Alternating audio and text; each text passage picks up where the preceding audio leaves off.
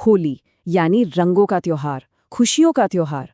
पर जरा सोचिए, क्या हो अगर किसी गांव के लिए यही त्योहार साल का सबसे डरावना दिन बन जाए, जहां हवा में गुलाल नहीं बल्कि डर घुलता हो, जहां ठहाकों की जगह सिर्फ चीखें सुनाई देती हों। चलिए आज इसी खौफनाक कहानी के पीछे का सच जानते हैं। सवाल तो यही उठता है कि आखिर ऐसा है क्यों? क्यों एक पूरा का पूरा गांव होली के नाम तक से कांप उठता है? इसका जवाब ना एक बहुत ही गहरे और दर्दनाक राज में छुपा है, जिसे आज हम खोल कर देखेंगे। तो चलिए कहानी में आगे बढ़ते हैं और सबसे पहले ये समझते हैं कि ये डर आखिर है कैसा, जो होली आते ही पूरे गांव को अपनी चपेट में ले लेता है। इस गांव का ना एक बहुत ही अजीब और सख्त नियम है। जैसे ही होली का त्योहार पास आता है, गांव की हर नई नवेली दुल्हन को गांव छोड़कर जाना पड़ता है। एक भी नई बहू उस दिन गांव में नहीं रुक सकती। ये कोई परंपरा नहीं है, बल्कि जिंदा रहने की एक मजबूरी है। इस डर की गहराई का अंदाजा आप इसी एक बात से लगा सकते हैं जो एक गांव वाले ने कही थी कि होली के आसपास शादी की बात करना भी मौत को सीधा सीधा बुलावा देना है। आखिर ऐसा क्या हुआ था इस गांव में?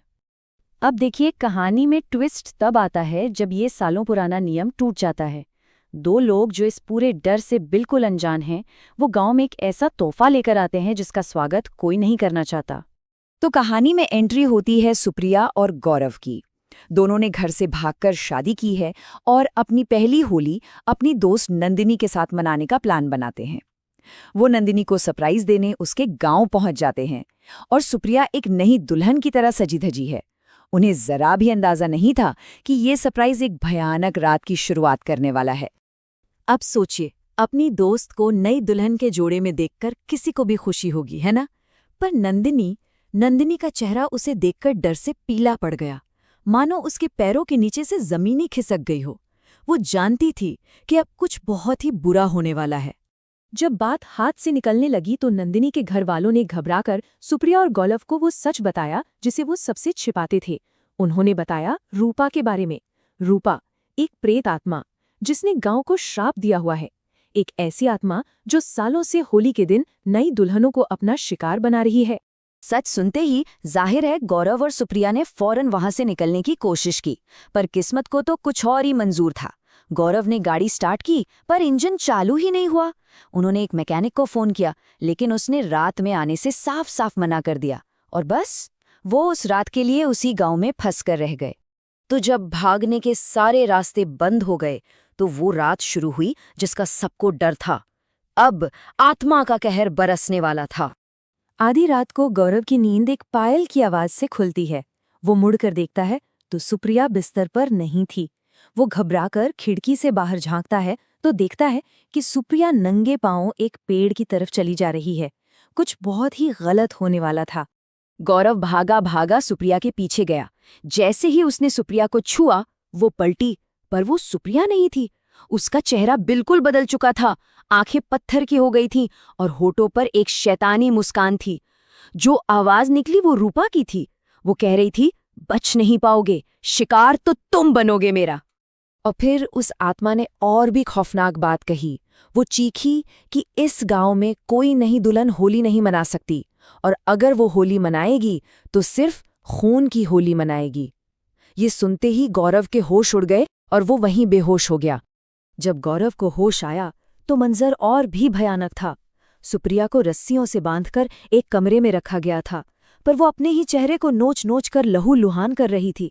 फिर अचानक उसने एक झटके में रस्सियां तोड़ दी, दीवारों पर उल्टा चढ़ने लगी और इससे पहले कि कोई कुछ समझ पाता, उसने एक नुकीला हथियार उठाया और एक भयानक हंसी के साथ अपनी ही जान ले ली। अपनी आंखों के सामने अपनी पत्नी को इस तरह मरते देख गौरव पूरी तरह टूट चुका था। उसके मुंह से बस एक ही सवाल निकला, ये सब कुछ क्या हो गया? और ये सवाल सिर्फ उसका नहीं था, ये सवाल हर किसी के मन में था कि आखिर इस नफरत की असली वजह क्या है। तो चलिए, इस खौफ को समझने के लिए हमें उस कहानी की जड़ तक जाना होगा, जहां से ये सब शुरू हुआ था। ये कहानी है रूपा की। रूपा अपने नाम की तरह ही खूबसूरत थी। वो गांव की ही एक लड़के अमन से प्यार करती थी और दोनों शादी करने वाले थे। पर गांव का ही एक और लड़का मनोज रूपा को एक तरफा चाहता था। होली के दिन उसने रूपा से जबरदस्ती करने की कोशिश की तो रूपा ने उसे सबके सामने थप्पड़ मार दिया। अपनी बेइज्जती का बदला लेने के लिए मनोज ने रूपा को बेहोश किया और उसे पानी के टब में डुबोकर मार डाला। और उसी दिन रूपा की आत्मा ने इस पूरे गांव को श्राप दे दिया। और ये स्लाइड सब कुछ बयां कर देती है। एक तरफ देखिए रूपा की बस एक छोटी सी इच्छा थी, अपने प्यार से शादी करना और दुल्हन बनकर अपनी पहली होली मनाना, और दूसरी तरफ है उसका श्राप कि इस गांव में अब कोई भी नई दुल्हन कभी होली नहीं मना पाएगी। मतलब जो खुशी उससे बेरहमी से छीन ली गई वो किसी और को भी नसीब नहीं होने देगी। गांव वालों ने इस श्राप से छुटकारा पाने की बहुत कोशिशें की। न जाने कितने पंडितों और साधुओं को बुलाया गया, पर आज तक कितने लोग रूपा की उस शक्तिशाली आत्मा को काबू कर पाए हैं? जवाब है 0, एक भी नहीं। तो आखिर में ये कहानी हमें क्या सिखाती है? यही कि असली खौफ किसी दानव या राक्षस से नहीं, बल्कि इंसानी जज्बात से पैदा होता है। प्यार, जलन, अपमान और एक भयानक नाइंसाफी, इन्हीं सब चीजों से इस पूरी त्रासदी का जन्म हुआ। एक इंसान की नफरत एक आत्मा को बदला लेने पर मजबूर कर गई। और ये सब हमें एक आखिरी सवाल पर लाकर छोड़ देता है। क्या रूपा की आत्मा, जो सालों से बदले की आग में जल रही है, उसे कभी शांति मिल पाएगी, या नफरत और मौत का ये सिलसिला यूं ही चलता रहेगा और हर होली पर कोई और सुप्रिया इसका शिकार बनती रहेगी? इसका जवाब शायद वक्त के पास भी नहीं है।